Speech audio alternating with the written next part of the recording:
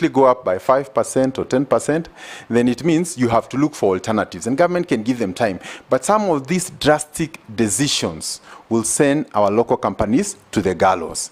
And if you look at the exports to our neighboring countries, without mentioning, cement is one of the big commodities that we are exporting, including steel. So when you come and also extinguish our companies here, we are also shooting ourselves within the regional export market.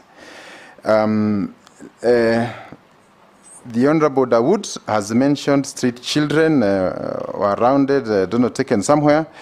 I think it is good to say that even if they are street children... It was alleged. Alleged. You remember, Lee? Yes, it was. That in an attempt to make Nakuru attractive and make it a city, you picked street children, some street families, put them on the trucks, and went and dumped them in Embobut forest.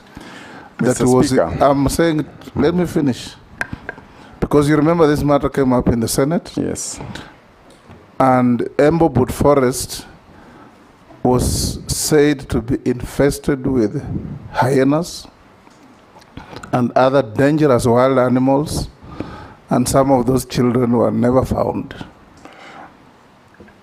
Mr. Speaker, it is extremely wrong. I have used the word very advisedly, alleged. I also have many allegations about everybody else. So if it's about allegations, I think we can also come up with allegations. But I advise you not to lose your cool. Just answer questions. It's about my integrity. The way they are asked. We also have Yes. allegations, if it's Yes. about allegations. Just answer questions the way they're asked. That's what Dawood asked. And I was making it clear to you because you remember this matter was in the House of Senate for quite some time. So go ahead and answer. If it is not true, even no is an answer. Even me, I said alleged. I didn't say he has done it. If you lose your cool, you will be unable to answer the next questions. I have faced worse situations, but I just wanted to say I have my conscience, right? I can never do that. And the unfortunate thing, including at the Senate is politicians who are there. And the people who are sponsoring it today, you know, I think let's also be fair. You can't call a governor to come and answer to allegations put by their opponent who have intentions to go to an elective position, and then use that allegation later against him. If there are people, this country has the best intelligence in the region. We have never said even one name. You know, so I think let us also respect the institutions we work for.